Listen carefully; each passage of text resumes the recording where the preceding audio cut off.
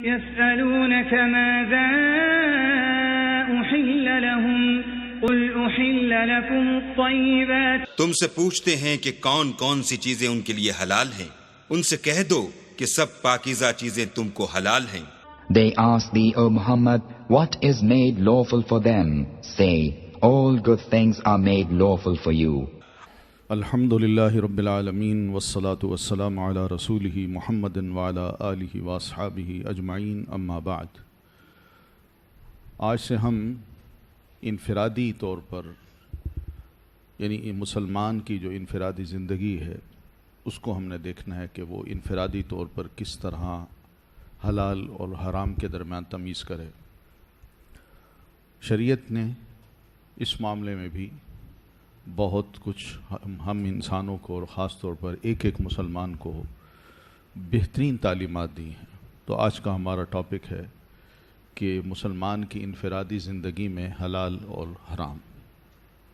ان میں سب سے پہلے تو مأکولات آتے ہیں اور مشروبات آتے ہیں، کیونکہ کھانا پینا انسان کی ضرورت ہے اور مسلمان کی بھی ضرورت ہے۔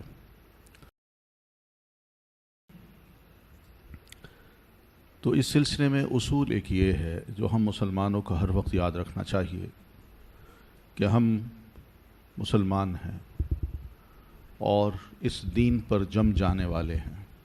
حالات کچھ بھی ہوں، ہم نے اس دین کی تعلیمات میں خاص طور پر حلال اور حرام کو سامنے رکھنا ہے۔ کوئی لقمہ، تاکہ لقمے کا کوئی حصہ وہ بھی اگر حرام ہے تو ایک مسلمان اس کو بھی نہیں کھا سکتا۔ یہ دین کی تعلیم ہے۔ اور دوسرے جو کچھ کریں ان سے ہم نے متاثر نہیں ہونا، وہ جو کھائیں۔ مسئلہ صرف یہی ہے کہ ہم نے یہ دیکھنا ہے کہ یہ حلال ہے یا حرام ہے۔ انفرادی زندگی میں ہم نے صاف کہنا ہے لکم دینکم ولی دین۔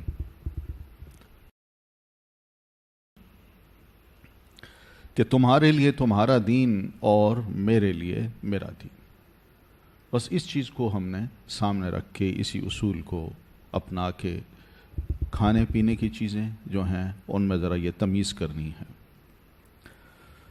پھر اس میں یہ بھی ہے کہ ہم اپنے اسلام کو اگر دیکھیں تو اس اسلام میں اللہ تبارک و تعالیٰ نے جو ہمیں کھانے کی چیزوں میں مثال کے طور پر گوشت ہے، اس گوشت کے بارے میں ہمیں تاکید کر دی ہے کہ کون سے گوشت حرام ہیں اور کون سے حلال ہیں۔ قرآن مجید میں آپ نے جانوروں کے بارے میں پڑھا ہے، اور باقی جو النطیحہ والمتردیہ یہ سب ایسے جانور ہیں جو ہے بکری، جو ذبح کیے بغیر چوٹ لگنے سے، گرنے سے، گلا گھٹنے سے وہ مر گئی، لیکن ہے بکری۔ تو اس طرح باقی جو جانور ہیں وہ یہی ہے، حرمت علیکم المیتۃ، مردار، والدم، اور اس کا خون۔ یہ دم مسفوح ہے، یعنی جو ذبح کرتے وقت بہایا جاتا ہے وہ خون، اس کو جما کے پھر اس کو بوٹیاں اس کی بنا کے وہ کھایا کرتے تھے، اور یہ جہالت ابھی تک ہے۔ تو اس قسم کے جو خون تھے وہ ہماری شریعت نے حرام کیے اور صاف صاف کہہ دیا۔ پھر اسی طرح لحم الخنزیر، خنزیر کا گوشت، یہ بھی سب حرام۔ پھر اس کے ساتھ وما اہل لغیر اللہ بہ، تو جو جانور غیر اللہ کے نام پر ذبح کیا گیا ہو، یا اس پر غیر اللہ کا نام پکارا گیا ہو، یا کوئی شے ہو اس پر غیر اللہ کا نام پکارا گیا ہو، وہ بھی حرام ہے۔ پھر اسی طرح آگے بڑھیں تو قرآن مجید میں کیا ایک اور آیت ہے، اس میں بھی اللہ تبارک و تعالیٰ نے 2 اور جانوروں کا نام لیا ہے۔ تو اس طرح یہ 6 جانور ہیں جو کہ ہمارے لیے حرام ہیں قرآن مجید کی روح سے۔ اب اگر ایک منکر حدیث انسان قرآن مجید کو ہی مانے اور حدیث کو نہ مانے تو اس نے یہی کہنا ہے کہ بس قرآن مجید میں اللہ تبارک و تعالیٰ نے ان جانوروں کو حرام کیا ہے، کسی اور کو اتھارٹی نہیں ہے کہ وہ اس کو حرام کر سکے، اللہ کے رسول کو بھی نہیں ہے، اور ہمیں صرف قرآن مجید میں جو حلال ہے وہ لینا چاہیے، جو حرام ہے اس سے بچنا چاہیے۔ یہ چھوٹی چھوٹی باتوں میں، انگریڈینٹس میں اور اس میں کیا حلال ہے یا حرام ہے، شک میں نہیں پڑنا چاہیے. ایک واضح مسئلہ ہے، اس میں کیوں شک میں پڑتے ہیں مسلمان؟ تو بہرحال کچھ لوگ ہیں ایسے جو اس طرح کے بڑے دعوے کرتے ہیں. تو بہرحال ہم ان سے یہ کہہ سکتے ہیں کہ بھئی قرآن مجید میں نہ کتا حرام ہے، نہ گدھا حرام ہے، نہ چوہا حرام ہے. تو پھر کھائیے ان کو، کھلائیے اپنے بچوں کو. تو یہ باتیں ایسی نہیں چلتی. اللہ کے رسول صلی اللہ علیہ وسلم نے جو شریعت دی ہے، اللہ تبارک و تعالی نے تو اس میں صاف کہا ہے اطیعوا اللہ و اطیعوا الرسول، یا رسول کی اطاعت کرو. ما آتاکم الرسول فخذوہ وما نہاکم عنہ فانتہوا، جو اللہ کا رسول تمہیں دے اس کو لے لو، اور جس سے منع کرے اس سے باز آ جاؤ. تو بہرحال اب یہ ہے کہ یہ جانور جو ہیں ان کے بارے میں بھی دنیا میں مختلف نظریات ہیں. کچھ کہتے ہیں کہ دیکھیے جانور کو مارنا، ذبح کرنا، یہ جانور پر بڑا ظلم ہے. خاص طور پر برہمن جو ہیں، ہندو، وہ اس کو بڑا ظلم کہتے ہیں. لیکن خود سبزی کھاتے ہیں، اور لوگوں کو بھی یہی کہتے ہیں کہ ویجیٹیرین بنے آپ. اور شاید یہ لفظ ہم میں آ بھی گئے ہیں، میں ویجیٹیرین ہوں، ہے نا، میں ویجیٹیرین ہوں. یہ کہیں ان کی نقالی تو نہیں، ان کی تعلیم اور تبلیغ کا کوئی اثر تو نہیں ہم پہ؟ وہ بھائی گوشت کھا لیں کبھی کبھی. اس طرح کا جملہ کہنے سے کہیں ان کے ساتھ آپ کو ہمدردی تو نہیں ہے؟ اور جو دین نے جن چیزوں کو حلال کیا ہے، کہیں آپ انہی کے ساتھ کھڑے ہو کے ان کو حرام تو نہیں سمجھ رہے؟ تو دیکھنا یہ ہے کہ وہ یہ کہتے ہیں یہ ظلم ہے. جانور کو آپ لٹاتے ہیں، اس پہ ذبح، اس کو چھری چلاتے ہیں، تو یہ ظلم ہے، دیکھا نہیں جاتا. تو مسئلہ یہ نہیں ہے. مسئلہ یہ ہے کہ اللہ تبارک و تعالیٰ نے یہ ساری دنیا ہم انسانوں کے لیے بنائی ہے، اور کہا ہے کہ اس نے تمہارے لیے مسخر کر دیا سب کچھ. تو تسخیر کا فائدہ یہی ہے کہ جو بڑا ہے وہ چھوٹے سے فائدہ اٹھائے، اور اس طرح چھوٹے سے کوئی اور چھوٹا ہے تو وہ چھوٹا اس سے فائدہ اٹھائے. اچھا، کچھ اور مسالک بھی ہیں، کچھ اور مذاہب ہیں، وہ یہ کہتے ہیں حتیٰ کہ درخت بھی نہیں کاٹنا چاہیے، پودا بھی نہیں کاٹنا چاہیے. ان کے اندر بھی روح ہے، ان کو بھی بڑی تکلیف پہنچتی ہے. پھول بھی نہیں توڑنا چاہیے، اور اس پھول توڑنے پہ بھی بڑے اشعار بنائے گئے ہیں، شعر بنائے گئے ہیں، لکھے گئے ہیں. تو مسئلہ صرف یہی ہے کہ اصول یہ ہے کہ اللہ تبارک و تعالیٰ نے ہر شے ہم سب مسلمانوں کے لیے کہا ہے هو الذی خلق لکم ما فی الارض جمیعا. ٹھیک ہے نا، سخر لکم ما فی السماوات وما فی الارض. اب فائدہ تو ہم نے اٹھانا ہے. یہ جانور جن کو ہم پکڑ کے ذبح کرتے ہیں اور جن کے بارے میں ہمیں بس اتنا کہا گیا یہ 4 جانور ہیں، ہر کوئی نہیں ہے، یہی 4 جانور. تو ان کو آپ ذبح کیجئے، لٹائیے، ذبح کیجئے، اللہ کا نام لیجئے، کیونکہ اللہ نے مسخر کیا. اور پھر ان کو ہم لٹاتے ہیں تو یہ نہیں کرتے ذبح کرنے کے بعد ان کی لاش کو ایسے پھینک دیں یا اس کے ساتھ کھیلیں، بلکہ اس کی ایک ایک چیز کو شریعت نے ہمارے لیے حلال کیا ہے. یہ اور بات ہے کہ بعض طبیعتیں کچھ چیزوں کو پسند نہیں کرتی، تو ناپسند کرنا اور بات ہوتی ہے، حرام سمجھنا اور بات ہوتی ہے. حلال ہے وہ، تو اس حلال کو ہم لے سکتے ہیں، کھا سکتے ہیں، اس کا استعمال ہوتا ہے، یہ ہماری غذا بنتی ہے، کوئی ظلم تھوڑی ہے. اللہ نے ان کو ہمارے لیے مسخر کیا، ہمارے فائدے کے لیے بنایا ہے، تو ہم اس سے فائدہ اٹھاتے ہیں. اس میں کون سا ظلم ہے؟ لیکن اگر ان کو ایسے چھوڑ دیا جائے، چلے بھائی بالفرض نہیں کھاتے ہم نہیں ذبح کرتے، تو کیا ہوگا؟ آخر ایک وقت آئے گا وہ بیمار ہوں گے، اور بیمار ہو کے وہ زمین پہ بیٹھے ہوں گے، تڑپ رہے ہوں گے.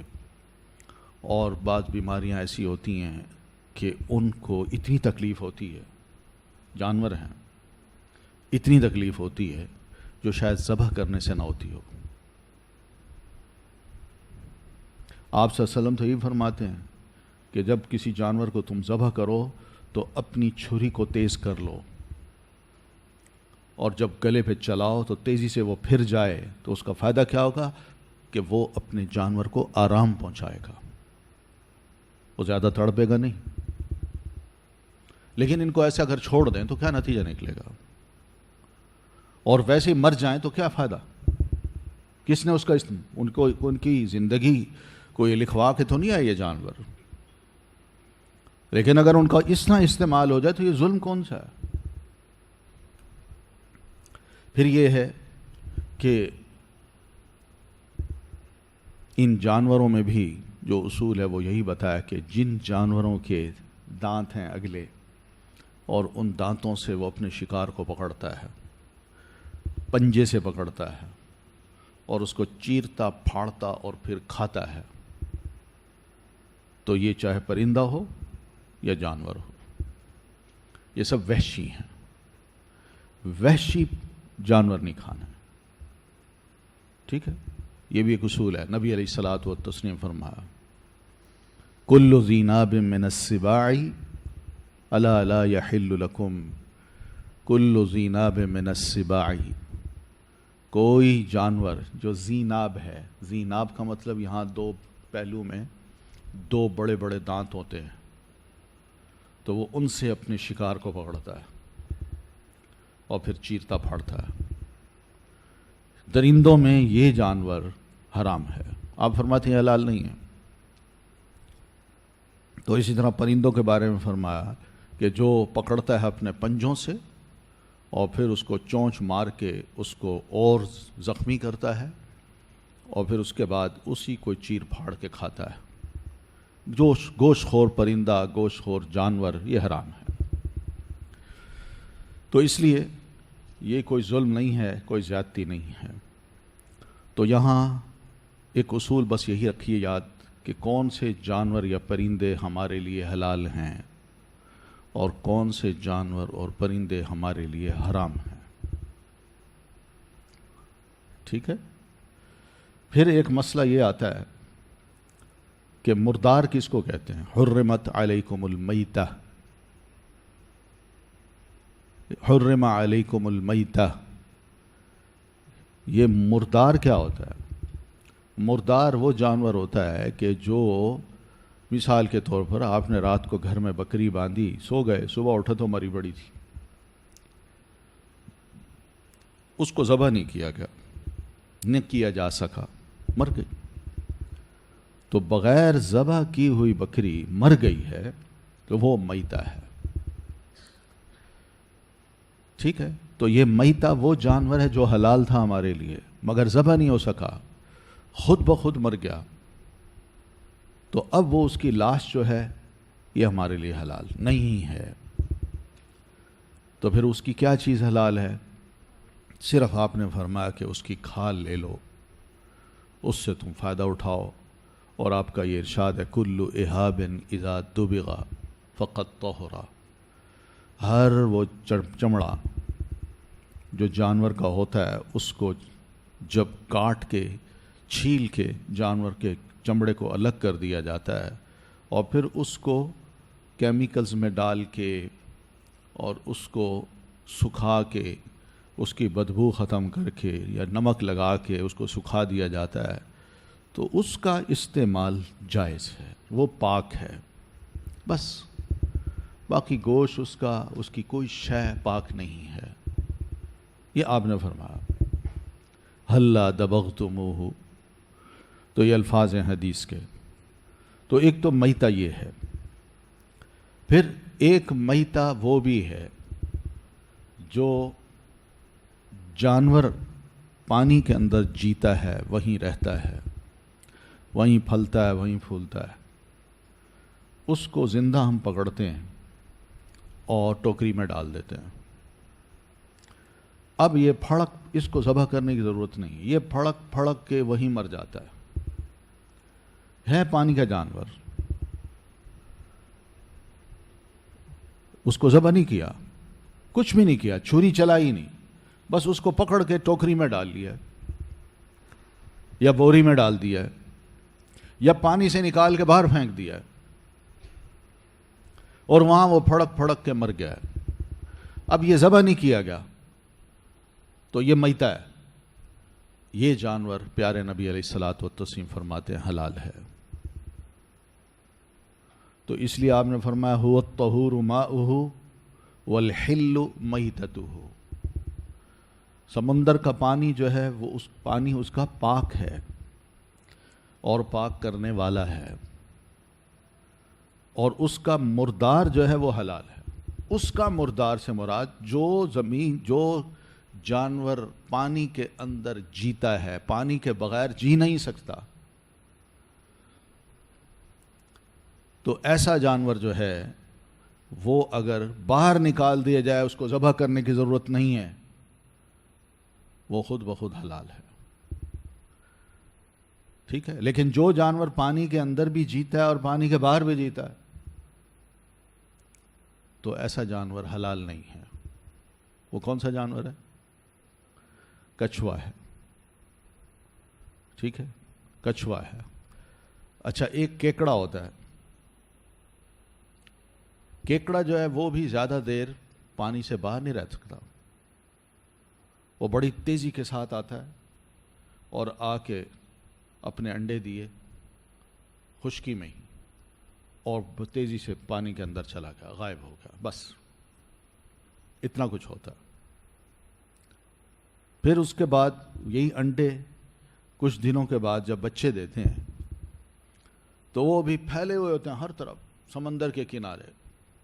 جو ہی وہ انڈے سے باہر آتے ہیں تو ان کی بھی پوری فوج ہے نا، فوج کی فوج، وہ زمین پہ نہیں بھاگتی یا الٹی سمت نہیں جاتی، وہ پانی کی طرف ہی تیزی سے دوڑتی ہے اور پانی میں غائب ہو جاتی ہے۔ تو اس وجہ سے کچھ فقہا نے یہ کہا کہ نہیں یہ کیکڑا حلال نہیں ہے، یہ خشکی میں پیدا ہوتا ہے۔ لیکن مسئلہ صرف یہ، وہ انڈے کہاں دے؟ ایک فیمیل کیکڑا جو ہے وہ انڈے کہاں دے؟ سمندر میں دیتا ہے تو پانی اس کو ختم کر دے گا۔ اللہ نے اس کو اتنی سمجھ دی کہ تم خشکی پہ آؤ، انڈے دو، بھاگ آؤ۔ اور جو اس کے بچے ہوتے ہیں وہ بھی خشکی پہ نہیں بھاگتے، فوراً ہی پانی میں گھس جاتے ہیں اور ساری زندگی پانی میں گزارتے ہیں۔ وہیں پانی کے اندر سے ان کیکڑوں کو پکڑا جاتا ہے اور بالکل ان کا گوشت بھی مچھلی کی طرح ہوتا ہے۔ تو اس وجہ سے یہ بھی حلال ہے، مردہ ہے، میتہ ہے۔ جو جانور پانی کے اندر جی سکتا ہے اور پانی کے بغیر جی نہیں سکتا، اور یہ کیکڑا پانی کے بغیر زیادہ دیر نہیں جیتا، یہ بھی مر جاتا ہے وہاں خشکی میں اگر اس کو رکھا جائے تو ایک تو یہ ہے۔ پھر دم مسفوح، دم مسفوح، اس دم مسفوح کے بارے میں ہم یہی سمجھتے ہیں کہ بہایا ہوا خون جو ہے وہ حرام ہے، لیکن کچھ خون ایسے بھی ہیں، دو خون جو پیارے نبی صلی اللہ علیہ وسلم نے ہمارے لیے حلال کر دی ہیں۔ وہ کیا ہے؟ ایک تو تلی ہے اور دوسرا کیا ہے؟ ہاں، کلیجی ہے۔ تو یہ دونوں اس وجہ سے حلال ہیں کہ یہ خون کا جمع ہوا خون ہے جو اندر سے پیدا ہوتے وقت ہی اس کے جسم کے اندر وہ موجود تھی۔ تلی اور اسی طرح جس کو ہم کلیجی بھی کہتے ہیں، اور کلیجی کے ساتھ اس کے گردے بھی ہوتے ہیں۔ تو کلیجی جو ہے، کلیجی یہ نرا خون ہے، تو یہ جمع ہوا خون ہے، لیکن یہ جانور کے اندر ہے۔ یہاں قرآن مجید نے جو بتایا گیا نا، دم، خون، اور جس کی تفسیر ایک اور مقام پہ کی گئی، او دم مسفوحا، یا بہایا ہوا خون، وہ ہم نے لینا ہے۔ بہایا ہوا خون، جمع ہوا خون جو جسم کے اندر ہے وہ نہیں، وہ حلال ہے ہمارے لیے، ٹھیک ہے۔ تو یہ بھی نبی علیہ الصلوۃ والتسلیم نے اجازت دی ہے کہ آپ اس کو کھا سکتے ہیں۔ پھر اس کے بعد سور کا گوشت ہے۔ یہ تو ویسے ہی نجس جانور ہے، ایک انسان کی طبیعت ویسے اس سے نفرت کرتی ہے، اور اس کی وجہ یہی ہے کہ سور کی جو بڑی پسندیدہ غذا ہے وہ ہے کوڑا کرکٹ اور نجاست، گند، غلاظت، یہ اس کو کھاتا ہے۔ اور اس کا پھر گوشت جو ہے اگر انسان کھائے تو خاص طور پر گرم ممالک میں تو وہ تو انسان کو نہ صرف بیمار کرتا ہے بلکہ انسان کے جسم سے بدبو بھی آتی ہے.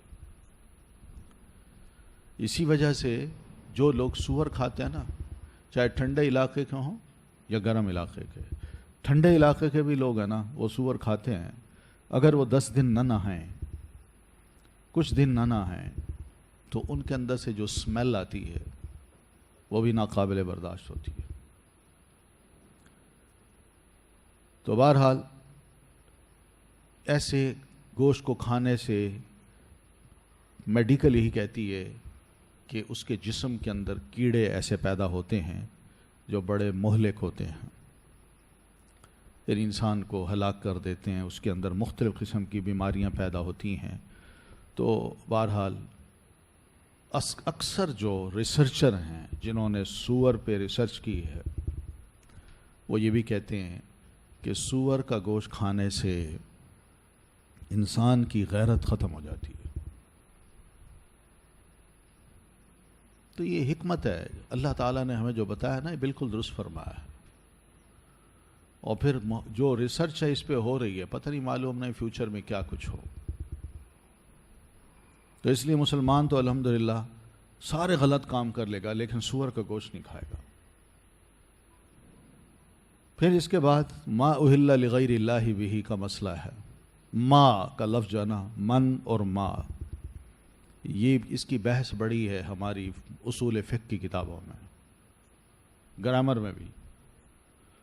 من کا مطلب ہے جو، یہ اس کے لیے استعمال ہوتا ہے جس کو عقل اللہ نے دے رکھی ہے. اور ما اس کا مطلب بھی جو ہے، یہ اس کے لیے استعمال ہوتا ہے جس کی کوئی عقل نہیں ہے. کوئی شے بھی لے لیں آپ. پھر علماء یہ کہتے ہیں کہ من اور ما یحتملان الخصوص العموم والخصوص. یہ من اور ما کبھی کبھی من خاص معنی دیتا ہے، عام معنی نہیں دیتا. اور اسی طرح ما جو ہے یہ بھی کبھی کبھی خاص معنی دیتا ہے، عام معنی نہیں دیتا.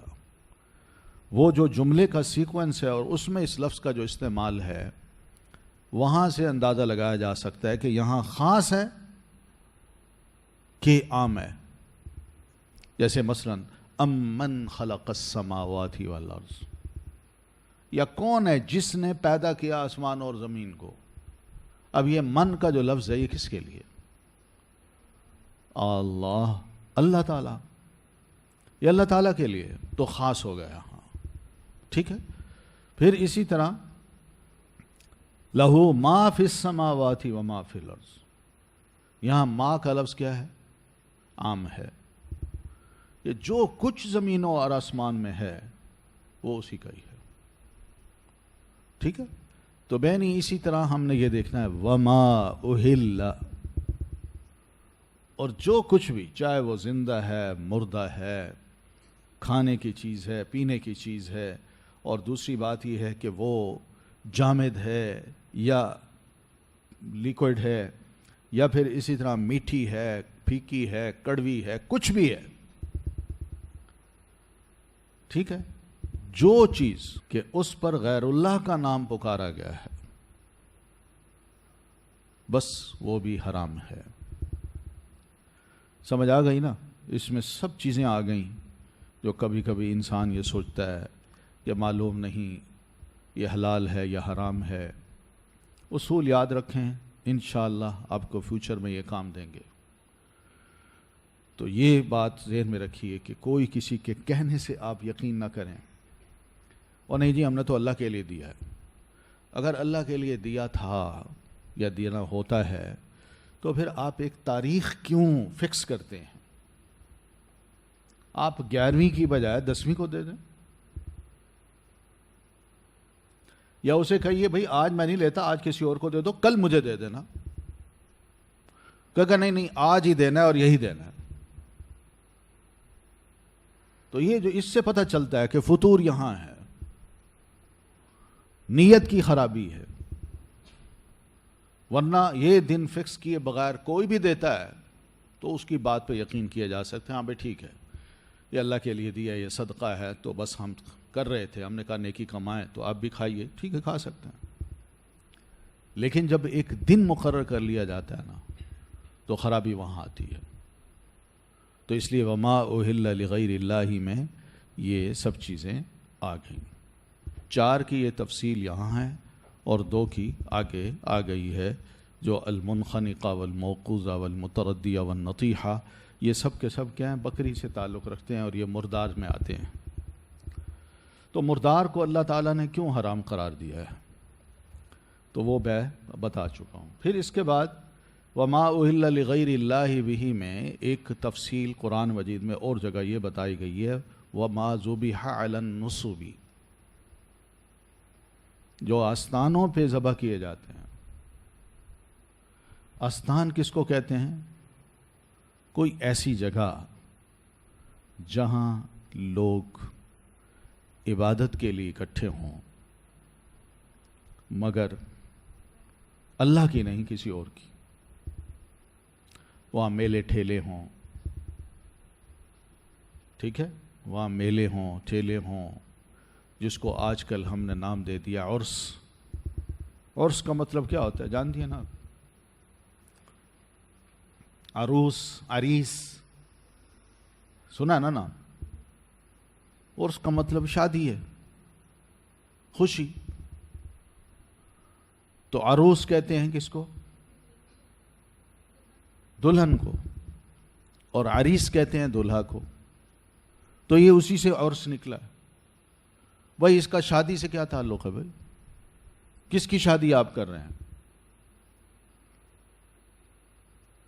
لیکن یہ جو آستانے پہ ایک سالانہ دن فکس کر کے وہاں لوگ جاتے ہیں اور وہاں جا کے نذرانے بھی دیتے ہیں، اور نذرانے پیسوں کی صورت میں دے سکتے ہیں، کھانا کھانے کی صورت میں بھی دے سکتے ہیں، مٹھائیاں بانٹنے کی صورت میں بھی دے سکتے ہیں، اسی طرح جانور ذبح کر کے، دیگیں پکا کے، لنگر لگا کے بھی دے سکتے ہیں.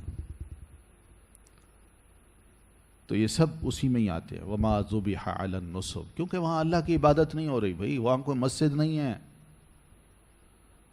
کہ جہاں صرف اللہ کی عبادت کی جا رہی ہو، وہاں کسی اور کی جا رہی ہے. تو اس کے لیے آپ وہ حدیث بھی یاد رکھیں جس میں نبی علیہ الصلاۃ والتسلیم فرماتے ہیں کہ جو شخص کسی لمبے سفر کے لیے جاتا ہے اور وہاں چاہتا ہے کہ میں عبادت کروں، تو اس کے لیے 3 مساجد کے علاوہ کسی اور جگہ کا رخ نہیں کرنا چاہیے. سمجھے نا؟ وہ حدیث پڑھی ہے نا آپ نے؟ کون کون سے 3 مسجد ہیں؟ مسجد حرام ہے، مسجد نبوی اور مسجد اقصی. اس کی وجہ یہی ہے کہ مسجد حرام میں جو ہم نماز پڑھیں گے، ایک وہ یہاں کی، پاکستان کی کیا دنیا کی کسی بھی مسجد میں چلے جائیں، وہاں 1,00,000 نماز پڑھیں تو مسجد حرام کی ایک نماز ان 1,00,000 نمازوں کے برابر ہے. اس ثواب کو دیکھنا چاہیے. اور مسجد نبوی میں جا کے 1 نماز پڑھیں گے اور دوسری دنیا کی کسی مسجد میں پڑھ جائیں سوائے مسجد حرام کے، تو اس مسجد میں 1,000 نماز پڑھیں گے تو مسجد نبوی کی 1 نماز اس 1,000 نماز کے برابر ہے. ٹھیک ہے؟ تو بہرحال یہ آستانے جو ہیں یہ اسلام ان کو کنڈیم کرتا ہے اور اس کو نصب کہا گیا ہے. نصب کا مطلب ہی یہی ہے، نصب نصب سے ہے، کیا ہے؟ فَإِذَا فَرَغْتَ فَانصَبْ، کہ کھڑے ہو جائیے. تو کھڑے ہونے کا مطلب ہے کہ وہاں پر کوئی بت جو ہے وہ کھڑا کیا گیا ہے جس کی عبادت کی جاتی ہے. تو اب کوئی بھی ایسی شے جو کھڑی ہو یا لیٹی ہو، اس کی اگر عبادت کی جاتی ہے تو وہ بھی نصب ہے، وہ بھی بت ہے. نہ ایسے بت گاہ پہ جانا ہے، نہ اس میں شریک ہونا ہے، نہ اس کے نام پہ وہاں جو ذبح کیا گیا ہے یا کوئی خیرات کی گئی ہے یا مٹھائی تقسیم کی گئی ہے یا شیرینی بانٹی گئی ہے، یہ سب ایسی چیزیں ہیں جو اگر وہ غلط ہے تو غیر اللہ کے نام پر یہ سب کچھ دیا جا رہا ہے تو یہ بھی غلط ہے، یہ بھی حرام ہے. ٹھیک ہے؟ تو الحمدللہ یہ اسلام آیا ہے، تو ورنہ خانہ کعبہ کے ارد گرد بہت سے بت تھے، نبی علیہ السلام نے اس کو صاف ستھرا کیا. ٹھیک ہے، لوگوں کے عقائد درست کیے قرآن مجید کی آیات کی روح سے. اور اللہ کا شکر ہے کہ جب آپ نے ان کو توڑا ہے، وہاں سے صاف کیا ہے، صفائی کر دی ہے، تو پھر کسی کو یہ جرت نہیں ہوئی کہ وہ دوبارہ خانہ کعبہ میں بت نصب کر سکے. اسی طرح آپ کی جو دعا ہے، تو اس دعا میں بھی پیارے نبی علیہ الصلوۃ والتسلیم نے کہا، یہی فرمان ہے کہ اللہ میری قبر کو بتگاہ نہ بنانا، تو اس لیے کہ یہ کام حرام ہو جائے گا. تو استانے کے ذبیحے ہوں، کچھ بھی ہو، یہ بھی حلال نہیں ہے. ٹھیک ہے. پھر اس کے بعد ہم آتے ہیں کچھ مجبوریوں کی طرف، اضطراری کیفیت جس کو کہتے ہیں. یہ یاد رکھیے کہ اللہ نے جس چیز کو حرام کہا ہے، رسول اللہ نے جس کو حرام کہا ہے، وہ حرام ہے، کسی صورت بھی وہ حلال نہیں ہے. مگر اللہ تعالیٰ کو انسانی جان بھی بڑی پیاری ہے، اور خاص طور پر مسلمان کی. تو مسلمان کو اضطراری کیفیت کی صورت میں، اضطرار کا مطلب یہ ہے کہ بھوکا ہے انسان کئی دنوں سے، پانی روٹی بند کر دی گئی ہے اس پر، اور اس کے سامنے حرام رکھ دیا گیا ہے. وہ حتی الامکان بچتا رہا کہ میں نے یہ نہیں کھانا، نہیں کھانا، نہیں کھانا.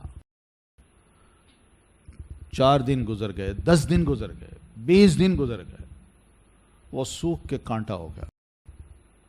اب اس کو نظر آ رہا ہے کہ میں نے مرنا ہے، مگر اس کی شرط یہ کہ یہ کھاؤ گے تو میں تمہیں چھوڑوں گا. اب وہ صبر کرتے کرتے اس کیفیت تک پہنچ گیا کہ اگر میں کھاتا ہوں تو میری جان بچتی ہے، نہیں کھاتا تو مرتا ہوں.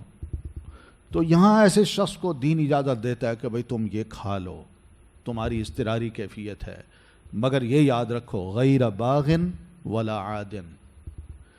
دل سے نفرت کرنا ایسے کھانے سے، تمہارا دل نہ چاہتا ہو اس کو،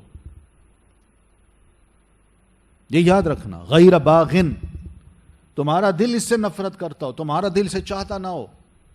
ولا عادن، اور نہ ہی تمہاری یہ نیت ہو کہ ایک دفعہ اجازت اللہ نے جب دے دی ہے تو میں اس میں زیادتی کروں، یعنی آج پیٹ بھر کے کھا لوں. نہیں، اتنا کھاؤ کہ تمہاری جان بچ جائے. بس اتنی سی بات ہے. تو حرام کا استعمال صرف اس صورت میں جائز ہے جب انسان کی جان جاتی ہو. ٹھیک ہے. تو اب اسی چیز کو ہم بہت سی اور چیزوں پر امپلیمنٹ کر سکتے ہیں. اسی اصول کو بعض لوگ کہتے ہیں کہ سود کے بغیر کاروبار نہیں ہو سکتا، یہ حرام ہے. آپ نے کون سی کوشش کی ہے کہ آپ کاروبار کریں اور حلال طریقے سے کریں؟ کہاں آپ کی جان جا رہی ہے؟ شراب حرام ہے، مگر دوائیوں میں ملا کے دے دی جاتی ہے، یا مختلف سینٹس جو ہیں ان میں ملا کے دے دی جاتی ہے. تو یہ کون سی اضطراری کیفیت ہے کہ جس میں میں کہوں نہیں جی نہیں میرے لیے تو اب کیا کروں اس کے بغیر؟ بھئی اور بہت کچھ ہیں، عطر ملتے ہیں، آپ عطر کا استعمال کیجئے. اور بہت سے نان الکوہلک ہیں. اچھا یہ بھی یاد رکھیے، الکحل ایک لفظ ہے عربی کا اور ایک ہے الخمر. یہ دونوں الگ الگ لفظ ہیں. خمر اور الکحل، اس میں ذرا فرق ہے. فرق یہی ہے کہ خمر پی جاتی ہے اور الکحل استعمال ہوتی ہے. اس کو پیا نہیں جاتا، اس لیے کہ جو پیے گا وہ فوراً ہی اس سے یا تو کچھ تھوڑی دیر کے بعد مر جائے گا، یا اس پہ کچھ اور کیفیت طاری ہو جاتی ہے جس سے ڈاکٹر حضرات منع کرتے ہیں. تو خمر اس لیے حرام ہے کہ یہ نشہ ہے، نشہ آور ہے. الکحل اس لیے حرام ہے کہ اس کا بیرونی استعمال کیا جاتا ہے، یا اندرونی استعمال کے لیے بھی اس کو مکس کر دیا جاتا ہے. اب الکحل میں اگر نشہ ہے، چاہے وہ دوائی میں استعمال کیا جائے یا سینٹس میں استعمال کیا جائے تو وہ تو حرام ہے. لیکن کچھ الکحل وہ بھی ہوتی ہے کہ جس سے نشہ کا جو عنصر ہے وہ نکال دیا جاتا ہے. نشہ کو نکال دیا جاتا ہے، اس میں کوئی نشہ نہیں ہوتا، لیکن اتنا ضرور ہے کہ دوائیوں میں اس کا استعمال اس لیے کیا جاتا ہے کہ اصل دوا پریزرو کی جا سکے. تو وہ اصل دوا کو بچانے کے لیے، باقی رکھنے کے لیے یہ نان الکحل کو استعمال کرتے ہیں جس کے اندر نشہ نہیں. تو اس کا استعمال کچھ علماء کے نزدیک جائز ہے، ورنہ جس الکحل میں شراب ہے، نشہ ہے، اس کی چھوٹی سی بھی مقدار ہے، وہ حلال نہیں ہے. ٹھیک ہے؟ تو مجبوری کی صورت میں ہم کہتے ہیں جی اب علاج کرانا ہے، کیا کریں؟ وہ کہتے ہیں جناب علاج کرانے کے لیے ہم آپ کو تھوڑی سی کچھ ہے سنگھائیں گے جس سے آپ پر نشہ اختیاری ہو جائے گا، آپ سو جائیں گے، اور پھر اس کے بعد ہم آپ کو کاٹیں گے، چھانٹیں گے اور پھر آپریشن کر دیں گے، آپ ٹھیک ہو جائیں گے. ہو رہا ہے. تو اس میں بھی آپ نے پتہ نہیں وہ کتابیں پڑھی ہیں، تابعین کرام کے کارنامے ہیں، پڑھی ہے کتاب جو اردو میں ہے، ایک آتھر ہیں عرب مصری، انہوں نے لکھی تھی اور اس کا اردو ترجمہ ہمارے ہاں ہوا ہے. عام کتاب ہے، آپ کی لائبریری میں پڑھی ہے، آپ کو پڑھنی چاہیے تھی. تابعین کرام، تابعین عظام، حیات تابعین پڑھی ہے نا؟ حیات تابعین کو اس طرح کا نام ہے، ٹھیک ہے نا؟ اس میں سیدنا عروہ بن زبیر رضی اللہ عنہ، ان کے حالات آپ نے اگر پڑھے ہوں تو ان کے ساتھ جو ایک ہی دن میں بہت سے المیے ہوئے کہ بیٹا بھی فوت ہو گیا، اور پھر اس کے بعد خود پاؤں میں اچانک ہی ان کو درد شروع ہوئی اور ڈاکٹر آئے تو انہوں نے کہا جی یہ کینسر ہے جو شو ہو گیا ہے، تو ہمیں فوراً آپ کا پاؤں یا گھٹنے تک کاٹنا ہے. تو ابھی مشورہ ہو رہا تھا کہ وہ زہر اوپر تک چلا گیا. انہوں نے کہا جی کاٹنے کا حکم دیجیے. تو انہوں نے پوری ٹانگ کاٹ دی، لیکن اس ٹانگ کو کاٹنے سے پہلے انہوں نے کہا جناب ہم آپ کو کچھ شے سنگھائیں گے تاکہ آپ بالکل آرام سے سو جائیں. انہوں نے کہا وہ کیا ہے؟ انہوں نے کہا ایک نشہ ہے. انہوں نے کہا نہیں، میں نے آج تک نہ سونگھا ہے نہ پیا ہے، حرام کام مجھ سے نہیں ہو سکتا. تم اپنا کام کرو اور تم کرو اپنا کام، کاٹو میری ٹانگ، لیکن مجھے کچھ پلاؤ نہ. تو انہوں نے کاٹنا شروع کی، یہ لیٹے رہے. اور اس دور کا جو ظاہر ہے، جو کاٹنے کے چھریاں ہوتی تھیں یا آلے ہوتے تھے وہ اتنے تیز نہیں ہوتے تھے جتنے اب ہیں. بار انہوں نے کاٹا، بالکل ٹانگ کاٹ دی، لیٹے رہے، یہ ہلے تک نہیں، نہ چہرہ بدلا. اور جب انہوں نے مرہم پٹی کر دی تو پوچھا، وجہ پوچھی. انہوں نے کہا بھائی تم کاٹ رہے تھے، میں نے 2 رکعتیں نماز شروع کر دی تھی، تو مجھے تو اندازہ نہیں ہوا کہ تم نے کیا کیا. تو بہرحال علاج کی مجبوری کا یہ مطلب نہیں ہے کہ ہماری اضطراری کیفیت ہے تو حرام کا استعمال کر لیں. یاد رکھیے حرام میں شفا نہیں ہے، سیدھی سی بات. اور نبی علیہ الصلاۃ والتسلیم نے خود بھی فرمایا ہے کہ ان اللہ لم یجعل شفاءکم فیما حرم علیکم. جن چیزوں کو اللہ نے تمہارے لیے حرام قرار دیا اس میں اللہ نے کوئی بھی شفا نہیں رکھی. پھر اسی طرح ہم اور بھی بہت سی چیزوں کو دیکھ سکتے ہیں کہ بہت سی حرام چیزوں کو بعض مجبوریوں کی وجہ سے بندے کہتے ہیں جی کیا کریں، ہم اس کے بغیر چل ہی نہیں سکتے. کوئی انگوٹھیاں پہنتے ہیں، سونے کی انگوٹھی بھی پہن لیتے ہیں، وہ کہتے ہیں اس میں بھی بڑا فائدہ ہوتا ہے ہمیں. اور بھئی یہ عورتوں کے لیے فائدہ مند چیز ہے، تمہارے لیے کہاں ہے؟ پھر آگے ذرا بڑھے تو بات سے بات نکل رہی ہے تو آگے بڑھیں تو منگنی کے طور پر بھی لڑکی والوں کی طرف سے اس کو سونے کی انگوٹھی بنائی جاتی ہے. یہ بھی حرام ہے، کوئی حلال نہیں ہے. جو میاں ناراض ہو، جو دلہا ناراض ہونا مجھے سونے کی انگوٹھی نہیں پہنائی گئی، نہ پہنائیں اس کو، کوئی ضرورت نہیں، ہو ناراض. لیکن یہ نہیں ہو سکتا. تو بہرحال یہ سب مجبوریاں ایک طرف رکھ دیجئے اور پھر اس کے بعد ہم آگے بڑھ سکتے ہیں اور دیکھ سکتے ہیں کہ کیا کیا ہمارے لیے علاج کے کیا طریقے اور ہو سکتے ہیں جس سے ہم اپنا علاج بھی کریں، اور جو معاشرے میں حلال چیزیں ہیں ان کی موجودگی میں کیا ان حرام چیزوں کا استعمال ہمارے لیے جائز ہے. ٹھیک ہے، تو یہ اپنے ملک کی بات میں کر رہا ہوں، ورنہ دنیا میں آپ گھومے پھریں تو وہاں پر بھی بہت سے سوال ہوتے ہیں کہ یہودیوں کا جو ذبیحہ ہے اس کو کوشر کہتے ہیں، کیا وہ حلال ہے؟ پھر اس طرح الیکٹرک شاک کے ذریعے بعض جانوروں کو پہلے گرایا جاتا ہے، پھر اس کو بعد ذبح کیا جاتا ہے، کیا وہ حلال ہے؟ اس طرح بند ڈبے ہیں، ان کا گوشت ہمارے ہاں بھی آنا شروع ہو گیا ہے. اب بند ڈبوں میں جو گوشت ہے وہ غیر مسلم قومیں جو ہے نا وہ گوشت کو بناتی ہیں، بند ڈبوں میں پیک کرتی ہیں، ہمارے ہاں بھیج دیتی ہیں. ظاہر ہے غیر مسلم ہے، کہاں انہوں نے بسم اللہ پڑھی ہوگی، کہاں انہوں نے اللہ اکبر کہا ہوگا، ان کا اپنا ایک طریقہ ہے. تو اس طریقے کی وجہ سے ہم یہ نہیں کہہ سکتے کہ یہ چیزیں ہمارے لیے حلال ہیں.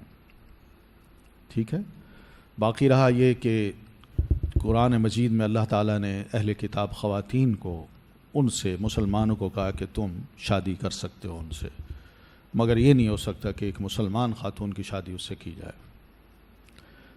وجہ نسل کی ہے کہ ہمارے ہاں نسل جو ہے وہ باپ کی طرف منسوب ہوتی ہے، جیوز کے ہاں نسل جو ہے وہ ماں کی طرف منسوب ہوتی ہے. تو اس لیے بنیادی فرق یہی ہے جس کی وجہ سے دین ہمیں اس بات کی اجازت دیتا ہے کہ آپ کتابی خاتون سے شادی کر سکتے ہیں، مگر ہماری ایک مسلمان خاتون کسی کتابی مرد سے شادی نہیں کر سکتی. یہ قرآن مجید کا مسئلہ ہے، یہ بھی حلال اور حرام کا ہے.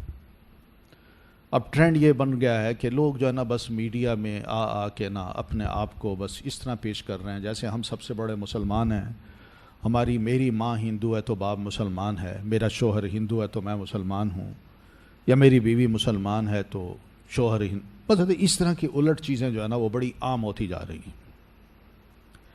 بہنی اسی طرح اس چیز کو بھی ہمیں سامنے رکھنا ہے کہ عقیدہ صحیح جس کا ہو، جس کا صحیح عقیدہ ہو، چاہے وہ مرد ہے یا عورت، اپنے ہاں کم از کم اس چیز کا خاص خیال رکھا جائے کہ صحیح عقیدے کے لوگ جو ہیں نا ان کے ساتھ رشتہ داری کا تعلق قائم کیا جائے.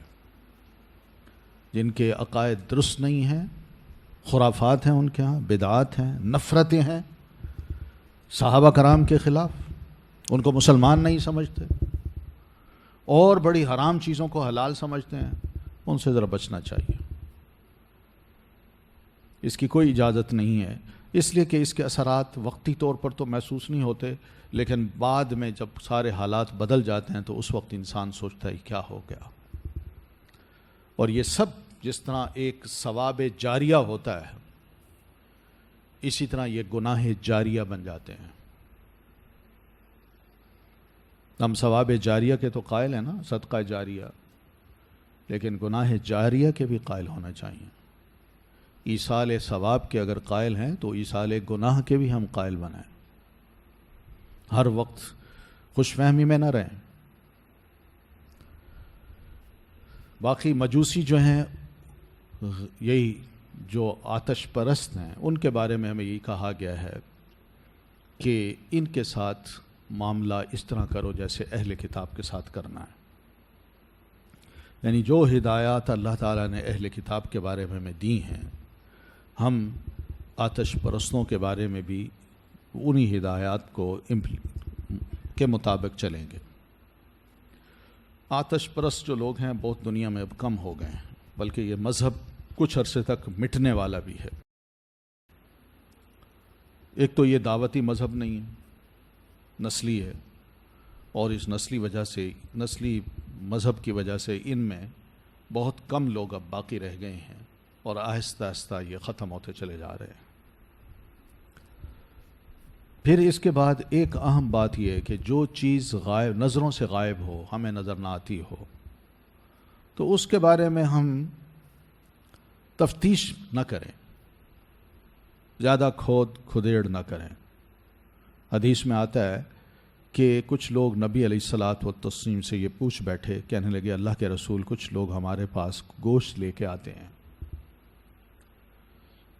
وہ مسلمان گوشت لے کے آتے ہیں، مگر ہمیں پتہ نہیں کیا وہ بسم اللہ بھی پڑھتے ہیں یا نہیں۔ تو آپ نے فرمایا تم ایسا گوشت لے لو، بسم اللہ پڑھو، کھا لو،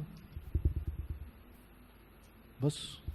اب ہم بھی اگر اس طرح کی کھود کھدیڑ کریں، یہ جی کسائی جو یہ تو 5 وقت کی نماز ہی نہیں پڑھتا ہمارے محلے کا جس سے ہم گوشت لیتے ہیں، تو پتہ نہیں اس نے بسم اللہ بھی پڑھی ہے کہ نہیں۔ کچھ جاہل ہوتے ہیں بسم اللہ پڑھنے کی بجائے انا للہ پڑھتے ہیں، انا للہ و انا الیہ راجعون۔ تو یہ جہالت جو ہے یہ لوگوں میں ہے، لیکن اس کا یہ مطلب نہیں کہ وہ غیر مسلم ہے اور لہذا وہ جو کچھ بھی ہمیں دے رہا ہے ہم نہ کھائیں، کھود کھدیڑ نہ کریں۔ مسلمان ہے، اس نے بہرحال ذبح کیا ہے، تو مسلمان کا ذبیحہ اگر تھوڑی سی بات محسوس ہوتی ہے تو آپ بسم اللہ پڑھیں، کھا لیں، لیکن یہ مطلب نہیں کہ کوئی غیر مسلم ہمیں کھانا دے، اہل کتاب دے، اور ہم کہیں جی اس کا کھانا تو ویسے ہی جائز ہے، قرآن مجید نے کہا لیکن بسم اللہ پڑھو اسی حدیث کے مطابق تو وہ کھانا کھا سکتا ہے۔ یہ مطلب نہیں ہے اس کا۔ وہ مسلمانوں کے بارے میں آپ سے بات کی گئی تھی، ورنہ کچھ لوگ سے مراد پھر مشرک بھی ہیں، رہتے تھے وہاں، یہودی بھی ہیں، کرسچن بھی ہیں، وہ بھی وہاں رہتے تھے۔ تو ایسے لوگوں کے بارے میں ہمیں اتنی تاکید کی ہے کہ جس کے بارے میں پتہ نہ ہو کھود کھدیڑ نہ کیجیے، زیادہ تفتیش نہ کیجیے، اور بسم اللہ پڑھ کے کھا لیں۔ وہ جیسے یاد ہے نا سیدنا عمر رضی اللہ تعالیٰ عنہ کسی شخص کے ساتھ ایسے جا رہے تھے کہ اوپر سے پانی پڑا اس شخص کے اوپر، تو اس نے کہا میاں یہ بتاؤ یہ پانی پاک ہے یا ناپاک ہے؟ تو سیدنا عمر نے فرمایا مت بتاؤ اس کو کچھ، چلو اس کو لے کے آگے چلے گئے۔ کیا ضرورت ہے پوچھنے کی، پانی پاک ہے ناپاک ہے، بس ٹھیک ہے چلو۔ تو کھود کھدیڑ جو ہے یہ مناسب نہیں ہے، ٹھیک ہے؟ تو یہیں تک اکتفا کرتے ہیں، تو کوئی سوال ہو تو آپ کر لیجئے، ورنہ میں اس کو ذرا پھر بند کر دیتے ہیں۔ ایک سچویشن درپیش ہے، مارکیٹ میں کچھ پروڈکٹس آتی ہیں جن میں ایک انگریڈینٹ ہے، کنفرم کرنا ہے E21 کے نام سے، جو ایک چھوٹے سے کیڑے کو ابال کر سکھا کر اس کا پاؤڈر بنا کر پھر اس کو کھانوں میں فوڈ کلر کے طور پر استعمال کیا جاتا ہے۔ جیسا بہایا ہوا خون حرام ہے اور ان کی بڑی مقدار میں پکڑ کے زندہ کو ابالا جاتا ہے۔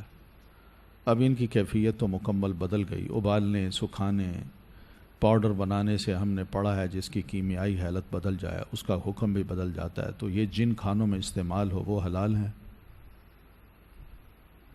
دیکھیے حیات تو بہت سی چیزوں کی بدل جاتی ہے، تو ایسی چیزیں جو ہے نا جو حرام ہیں ان کو آگے استعمال کرنے کے یہ ڈھنگ جو بنائے ہوئے ہیں یہ سب جائز نہیں ہیں۔ اصولی طور پر ہم نے یہی دیکھنا ہے، وہ جلالہ کا جو میں نے لفظ آپ کو سنایا تھا اس کا بھی مطلب یہی ہے کہ فقہائے کرام نے کہا جو گائے بکری مرغی گند کھاتی ہو اور اسی سے اس کا گوشت پلا ہو اور اس کے اندر سے اس گند کی سمیل آتی ہو تو وہ گوشت نہ کھائیے آپ، وہ گائے حلال نہیں ہے۔ ہاں اس کا علاج یہ ضرور ہے کہ اس گائے کو یا مرغی کو باندھ کے رکھا جائے کئی دن تک، اور پھر اس کے بعد اس گائے اور مرغی کی غذا آپ بدلیں، اس کو گھاس کھلائیں، چارہ کھلائیں، اور حتیٰ کہ اس کے اندر کئی دنوں کے بعد وہ تبدیلی آ جائے کہ وہ اب صرف اسی چارے پر اکتفا کرے اور وہ گند نہ کھائے، تو ایسی گوشت میں پھر تبدیلی آ جاتی ہے، وہ گند کھایا ہوا گند اور اس کے اثرات نکل جاتے ہیں اور گوشت میں وہ بدبو نہیں رہتی، چاہے وہ مرغی ہو، بکری ہو یا گائے ہو، ٹھیک ہے؟ اسی طرح بکرا ہے، جو بکرا اپنا پیشاب پیتا ہے اس کے اندر بھی بڑی بدبو ہوتی ہے، تو اس بکرے کا بھی یہی حل ہے کہ اس کو بھی باندھا جائے، اور اس کے بارے میں پھر یہی کہا گیا کہ اس کو خصی کر دیا جائے۔ تو بہرحال یہ چیز ایسی آئے گی۔ ایسی دواؤں کا کیا حکم ہے جن میں نشہ ہوتا ہے، جیسے کچھ سیرپ ہیں، گولیاں ہوتی ہیں، وہی بات ذکر کر چکا ہوں میں کہ ما اسکر کثیرہ فقلیلہ حرام، اور کل خمر حرام، ٹھیک ہے، ہر نشہ آور چیز حرام ہے، اس سے بچنا ہے۔ قسط پر جو چیزیں لی جاتی ہیں ان میں قیمت سے زائد پیسے لیے جاتے ہیں، تو کیا یہ سود میں آئے گا؟ بالکل آئے گا۔ اور کیا ہے، دیکھیں نا، یہ دو قسم کی تجارت ہو رہی ہے۔ ایک تجارت یہ ہے کہ آپ یہ مجھ سے لے لیں، ابھی لیتے ہیں، پوری پیمنٹ کرتے ہیں تو آپ کو میں 40 کی دوں گا، اور اگر قسطوں میں آتے ہیں تو آپ کو میں 80 کی دوں گا۔ تو یہ دو تجارتیں وہ بندہ بیک وقت ایک شے کی کر رہا ہے۔ تو حدیث میں تو منع ہے کہ ایک بے کو، ایک تجارت کو دو تجارتوں کی صورت میں انسان نہ کرے۔ یہ آپ نے منع کیا ہے۔ کرنا ہے تو پہلے ایک بات کیجئے کہ بھئی یہ اتنے کی ہے، لینی ہے تو لے لو، ٹھیک ہے۔ لیکن میں جہاں دونوں آپشن رکھ کے لوگوں کو کہوں کہ قسط وار لیتے جاؤ، تو میں تو سودی معاملات کو بڑھا رہا ہوں اور لوگوں کو سود میں انوالو کر رہا ہوں، اور ہر بندے کو ایک لالچ دے رہا ہوں کہ یہ آسان طریقہ ہے۔ یہی تو وجہ ہے ہمارے گھر بھر گئے، اب پارکنگ کی جگہ نہیں، گھر میں رہنے کی جگہ نہیں ملتی، اور پارکنگ کے لیے ہمارے پاس وہ گلیاں بھی ہیں، اور اس کے ساتھ ساتھ گھر کے اندر کا جو وہ ہے گراج یا جو بھی ہے، اس میں ہمارے لیے گاڑیاں رکھنے کی جگہ ہے۔ گھر کے ہر فرد کے پاس ایک گاڑی ہے، موٹر سائیکل ہے، جبکہ حیثیت اتنی نہیں ہے۔ اگر سود ہے تو چیزیں لی جا چکی ہیں، ان کا کیا کیا جائے؟ ہاں، گاڑی ہے، موبائل ہے، موٹر سائیکلز ہیں، تو اس کا کیا کیا جائے؟ بھئی آپ واپس کریں، کوئی ضرورت نہیں ہے۔ پیسہ ہو تو آپ ضرور لے لیں، نہیں ہے تو کیا ہے؟ ضرور میں نے یہ کوئی آئی فون ہی لینا ہے، کوئی دوسرے فون ہے، سننا ہی ہے نا، بس اللہ جب پیسے دے گا تو اس وقت لے لے۔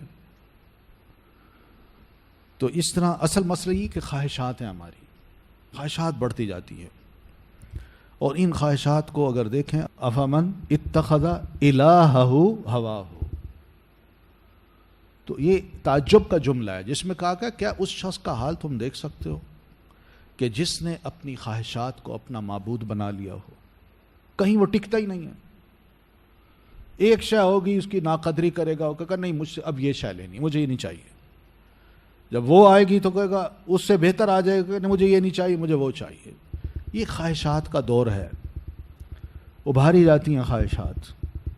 آج کل جو بڑے بڑے سٹورز کھل گئے ہیں، تو ان کے بارے میں بڑے زبردست اسٹڈی کی گئی ہے، لوگوں نے کی ہے، اور ایسے ایکسپرٹ کو سامنے رکھ کے ان سے پوچھا جاتا ہے کہ آپ یہ بتائیں کہ ہم نے سٹور میں تو یہ سب چیزیں رکھنی، پبلک آتی ہے اپنی اپنی ضرورت کی چیز لے جاتی ہے، لیکن اب یہ بتائیے کہ پبلک کے اندر اور ہم کیا چیز ابھار سکیں کہ وہ بہت سی چیزیں اور بھی ساتھ ساتھ لے لیں۔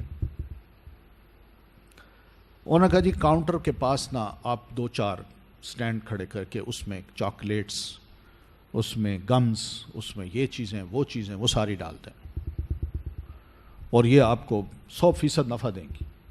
اور ایسا ہی ہوتا ہے، آپ نے ضرورت کی چیز وہاں لے لی، ایک وہاں سے لے لی، ایک اس ڈپارٹمنٹ سے، ایک اس ڈپارٹمنٹ سے، اور پھر جب لے کے آپ وہاں پہنچے کاؤنٹر پہ تو بچے بھی ساتھ ہیں، ماما میں نے یہ چاکلیٹ لینی ہے، میں نے یہ بھی لینا ہے، مجھے یہ لے دیں، ایک بولتا ہے مجھے، وہ سب کو لے لو کے بیچ میں ڈالی، اور اب پتہ چلے تو آدھا خرچہ تو وہ ہو جاتا ہے۔ تو یہ ہے کہ لوگوں کی کمزوریوں کو دیکھ کے کہ ان کے اندر کیا کیا خواہشات ہیں یا ابھاری جا سکتی ہیں، اس طرح کے سارے یہ بزنس کیے جاتے ہیں۔ میں نہیں کہتا یہ غلط ہیں، لیکن میں اتنا ضرور کہوں گا کہ ان کے پیچھے پرپز یہی ہے کہ گاہک کے اندر یہ خواہش ابھاری جائے کہ اور یہ بھی لے لو، یہ بھی لے لو، یہ بچے ہیں ان کو بھی دیکھو، ان کو بھی خوش کرنا ہے۔ سعودی عرب میں گاڑیوں کی انشورنس کرائی جاتی ہے، تو کیا یہ درست نہیں؟ جبکہ وہاں تو اسلامی قوانین کو سختی سے نافذ کیا جاتا ہے، اس بات کو کلیئر کریں۔ نہیں، وہاں علماء نے فتویٰ دے رکھا ہے کہ یہ قسط وار جو گاڑیاں لی جاتی ہیں یہ ٹھیک نہیں ہیں، ان سے بچیں۔ ہم نے اپنی دکان کرائے پہ دی اور دکان میں انہیں انہوں نے فحش آڈیو اور ویڈیو رکھی ہیں، اگر وہ ہمیں دکان کا کرایہ دیں گے تو کیا وہ ہمارے لیے حلال ہیں؟ کوشش کریں انہیں کہیں بھی اس کاروبار کو آپ سمیٹو، یہاں سے جاؤ، کوئی اور دکاندار ہے وہ لینا چاہتا ہے، میں اس کو دینا چاہتا ہوں، اس کو فارغ کریں۔ یہ تو ذریعہ ہے نا، ایک میری جگہ ہو اور میری جگہ ذریعہ بن گئی کس کو؟ فحش پر پھیلانے کا۔ تو اس لیے اس ذریعے کو ختم کیجئے، جو حلال ذریعہ ہے اس کو آپ لے آئیے۔ MBA کرنا ہے کیونکہ اس میں مکمل طور پر بینکنگ سسٹم پڑھایا جاتا ہے، یہ پڑھنا جائز ہے۔ ہاں BCom میں بھی بہت کچھ، MBA میں بھی بہت کچھ ہوتا ہے، اور نہ صرف یہ کہ بلکہ بزنس کا بھی آپ کو طریقہ بتایا جاتا ہے کہ آپ نے کس طرح ماسٹر بننا ہے بزنس ایڈمنسٹریشن میں۔ تو اس میں سوائے اس کے اور کچھ نہیں کہ میں اپنے پیسوں کو بڑھاؤں، یہ خواہش ہے اور کچھ نہیں، میں زیادہ سے زیادہ کماؤں، اور اسی وجہ سے مہنگائی بھی زیادہ ہے، اسی وجہ سے خاص طبقہ جو ہے جس کے پاس سرمایہ ہے وہ اپنے سرمایہ کو ملٹی پلائی کرتے جا رہا ہے، لیکن اس کے مقابلے میں ایک عام بندہ ہے جس کی تنخواہ ہے، مڈل کلاس تو ختم ہوتی جا رہی ہے، جو عام بندہ ہے وہ کبھی سوچ ہی نہیں سکتا کہ میں ایسا بن سکوں، پیسہ چند ہاتھوں میں گھوم رہا ہے، اور جس کے بارے میں دین نے کہا تھا کہ کئی لا یکون دولتم بین الاغنیاء، اس پیسے کی تقسیم پھیلاؤ ایسا ہو کہ صرف یہ امیروں کے ہاں چلتا نہ رہے، گھومتا نہ رہے، ہر بندے کی ایکسیس ہو۔ تو یہ چیزیں ہیں، اس کو دیکھ لیں، اگر یہ حرص نہیں ہے تو پھر ٹھیک ہے، ایڈمنسٹریشن، بزنس ایڈمنسٹریشن اچھا ایک آرٹ ہے، اچھا فن ہے، جو اگر کسی کو آ جائے کہ میں نے اپنی شے کو کس طرح بیچنا ہے، کس طرح پیش کرنا ہے، اور نیت اس کی یہ ہو کہ سستی، مارکیٹ کے مقابلے میں مناسب دام، مناسب نفع، تو پھر ٹھیک ہے۔ مگر ہر کوئی جو اس طرف جا رہا ہے تو اسی وجہ سے جا رہا ہے کہ اس کو جاب بھی مل رہی تو بڑی اچھی، اس لیے کہ ایک شے جو 1 روپے کی ہو وہ 700 روپے کی بک رہی ہو، آپ سوچیں نا پھر تنخواہیں کتنی رکھیں گے، اس لیے اس میں بڑی اٹریکشن ہے۔ سبحانک اللہم و بحمدک، اشہد ان لا الہ الا انت، استغفرک و اتوب الیک۔ السلام علیکم ورحمۃ اللہ وبرکاتہ۔ يسألونك ماذا أحل لهم قل أحل لكم الطيبات تم سے پوچھتے ہیں کہ کون کون سی چیزیں ان کے لیے حلال ہیں، ان سے کہہ دو کہ سب پاکیزہ چیزیں تم کو حلال ہیں۔ They ask thee, O Muhammad, what is made lawful for them? Say, all good things are made lawful for you. يسألونك ماذا أحل لهم قل أحل لكم الطيبات تم سے پوچھتے ہیں کہ کون کون سی چیزیں ان کے لیے حلال ہیں، ان سے کہہ دو کہ سب پاکیزہ چیزیں تم کو حلال ہیں۔ They ask thee, O Muhammad, what is made lawful for them? Say, all good things are made lawful for you.